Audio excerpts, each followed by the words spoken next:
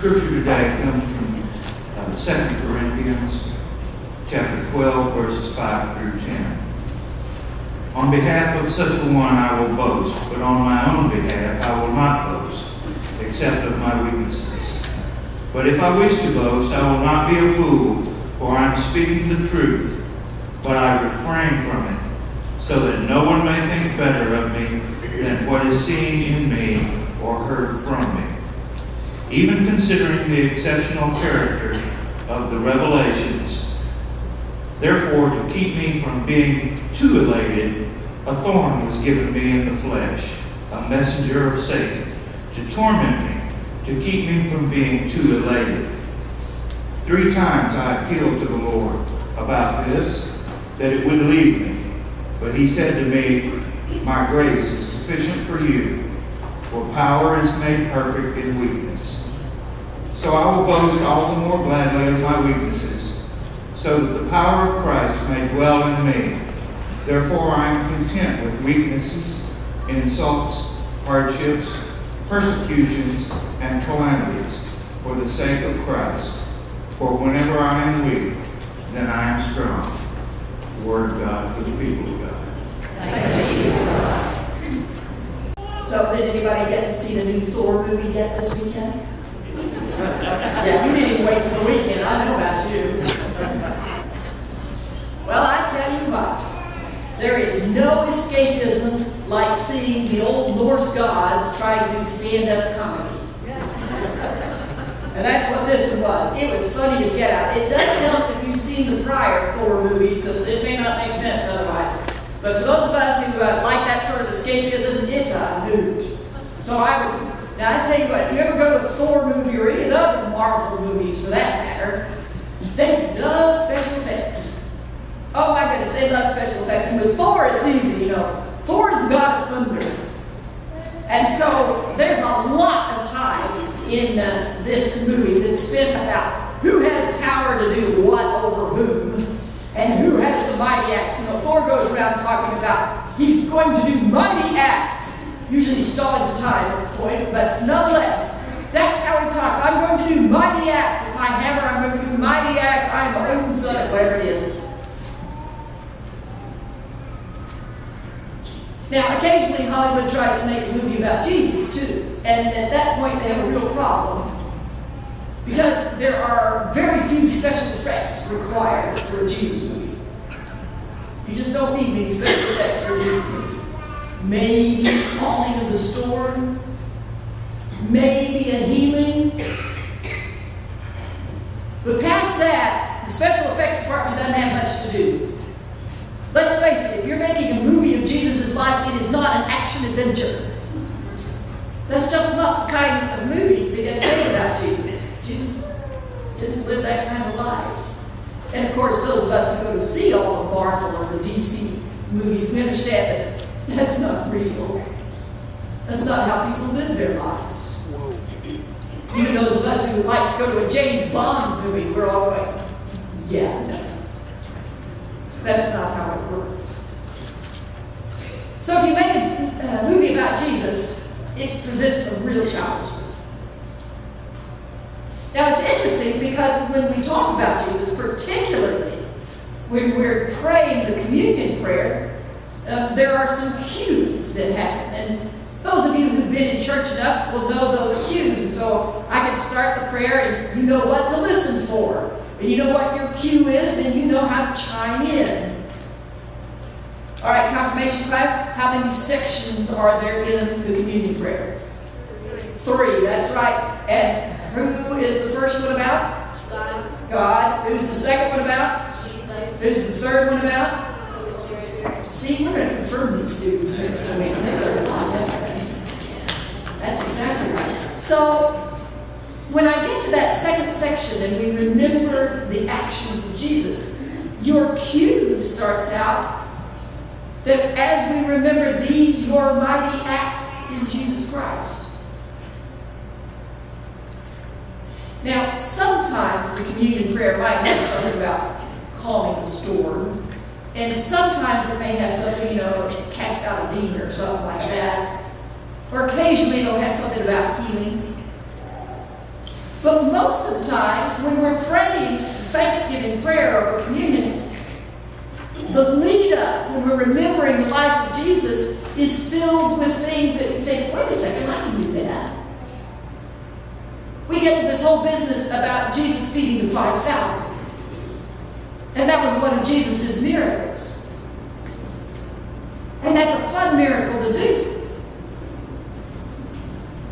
It's interesting because this church has done that a couple of times over. Sandy, how many meals over the years for the body of Christ?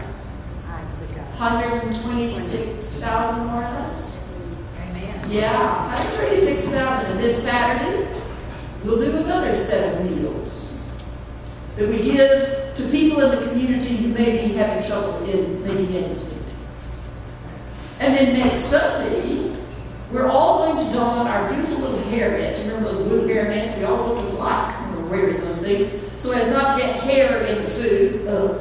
And we will stand around tables with a funnel, and there'll be rice and sorghum and dried vegetables, and we'll all take a scoop like we're supposed to into the plastic bag, and then there'll be somebody who will run that plastic bag over to a table where it will get sealed, and then there'll be another runner who will take it to a box, and somebody will be packing boxes. And in 1 hour and 15 minutes, from 9:45 until 11 next Sunday, this church will package 10,000 meals. So I guess if you think about it, feeding 5,000, feeding 126,000, feeding 10,000, those are pretty mighty acts in Jesus Christ. And when we talk about healing, the reality is, in a minute here when I get to prayer time, I'm going to be able to announce to you that 2 of our people who are in the hospital have gone home. They're not in the hospital anymore. They healed enough that they don't need that special care. And so the reality is that you and I, as we participate in the medical system, when we go to the hospital to visit somebody, when we pray for them, we are participating in that same sort of healing. That's a mighty act in Jesus Christ. Interestingly enough, the parts of that communion prayer that remember Jesus always talk about what Jesus did at a supper. He took bread, blessed it, broke it, and gave it. And if you think about it, when you go to the grocery store, you take bread, and you bring it to your table, and I hope before you eat, you bless it. And then you break bread with whoever is there to eat with you and give it to one another. The same with the cup. These mighty acts in Jesus Christ. But I will admit sometimes on a Saturday at the grocery store can be a pretty mighty act. But other than that, these are mighty acts in Jesus Christ. So says our faith. And the part that we always remember in communion is we remember that Jesus died. Now, my guess would be that most of the time when we think about death, we do not think about death as a mighty act. We're remembering 10 members of this church this morning who have died in the prior year, and I do not think of all those families that I had contact, not one talk about the fact that death was a mighty act. That's not how we think about death. Sometimes we use language like, well, they lost the battle with cancer, or we lost them to lymphoma, or we lost them to something else. Friends, that's bad theology. Jesus never lost anybody. Jesus didn't lose those 10 people that we're remembering this morning. And when we talk about Jesus' mighty act, it had nothing to do with waving his hand or a rod or a wand or anything else. It had to do with surrendering himself to death. And every time we come to communion, we remember that Jesus died, and that's a mighty act of God in Jesus Christ. And maybe that's how we ought to be thinking about our own deaths. Maybe that's how we ought to be thinking about the death of the saints that we're remembering today. Some of them surprised us. Some of them came at the end of a long struggle. But what if we were to think of all of those deaths as a mighty act of Jesus Christ? God didn't leave Jesus dead. He resurrected him from the dead. And our faith says that Jesus was simply the firstborn, that all of our dead are resurrected. So that when we surrender, when we finally die, if we are in faith, that's a mighty act of Jesus Christ, because we are stepping in faith saying, we trust who's coming next. We trust what will happen because we trust the one who gives resurrection. And to trust can be a mighty act of Jesus Christ. To share is a mighty act of Jesus Christ. To die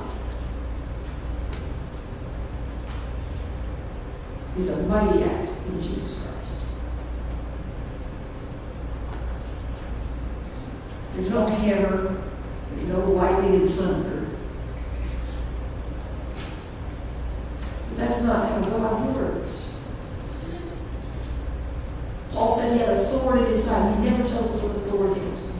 He doesn't tell us, did he develop a limb? Did he have a hunchback? Could he not hear anymore? Was his eyesight fading? Did he develop arthritis? He doesn't say. All he says is, I kept appealing to the Lord 3 times. I said, Lord, why don't you take this from me? And God said, no, that's not how it's going to work. My grace is sufficient for you, because when you are weak, that's when my power shows. In your weakness is God's power. In our weakness is God's power. In the weakness of giving things away without any hope of having return is God's power. In the weakness of sharing with others is God's power. In the weakness of praying because we don't know what else to do is God's power. In the weakness of eating bread dipped in juice, this is God's power. In the weakness of dying, that is God's power. God's mighty act in Jesus Christ. Because when you and I are at our weakest, that's when God shows his power. To share, to eat, to pray, even to die. These are the mighty acts in Jesus Christ.